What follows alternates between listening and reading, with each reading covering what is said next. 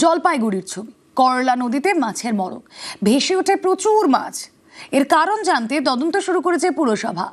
আগামী 7 দিন করলার মাছ খেতে বারণ করা হয়েছে।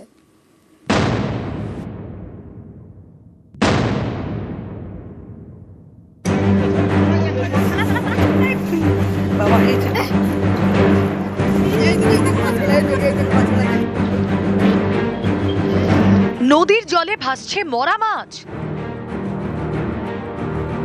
কোনোটা রুই কাতলা, কোনোটা সরপুঁটি, কোনোটা আবার কাঁকড়া। এই মরা মাছ দেখতে রবিবার সকালে জলপাইগুড়ির করলা নদীর পাড়ে ভিড়।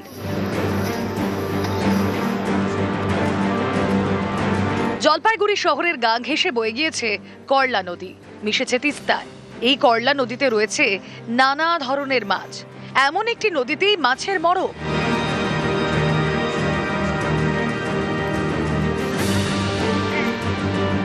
করলার পাড়ে মাসকলাই বাড়ি। রবিবার সকালে এখানকার বাসিন্দারা দেখেন নদীতে ভেসে উঠেছে মরা মাছ। স্থানীয়দের দাবি, 2011 সালে এই করলাতেই মাছের মড়ক হয়েছিল। এবার সেই এক ছবি।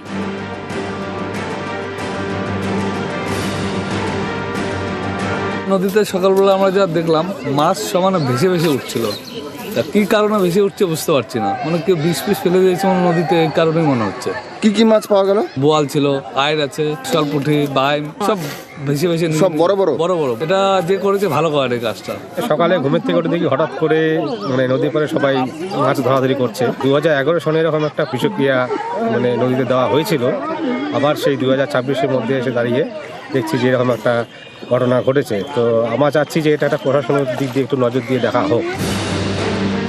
করলা নদীতে কি কারণে মাছে মড়ক তা জানতে তদন্ত শুরু করেছে জলপাইগুড়ি পুরসভা। আগামী 7 দিন করলার মাছ খেতে নিষেধ করা হয়েছে।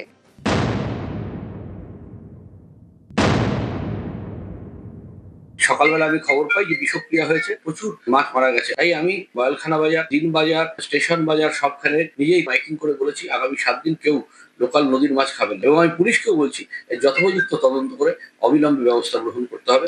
তার কারণ হচ্ছে এটা একটা হিনিয়াস ক্রাইম। করলার বিষক্রিয়ার মাছ যেটা বিভিন্ন বাজারে মিশছে, সেই মাছ যদি কেউ বিক্রি করে আর তারপরে যদি কেউ খায়, সেই মাছের মৃত্যু পর্যন্ত হতে পারে খেলে। করলার মাছ খেতে নিষেধ করে প্রচার চালায় জলপাইগুড়ি পুরসভা। চলে মাইকিং। নদীর মাছ কিনবেন না, কিনে খাবেন না, এবং বিক্রেতারা বলছে কেউ কোনো লোকাল নদীর মাছ বিক্রি করবেন না। জলপাইগুড়ি থেকে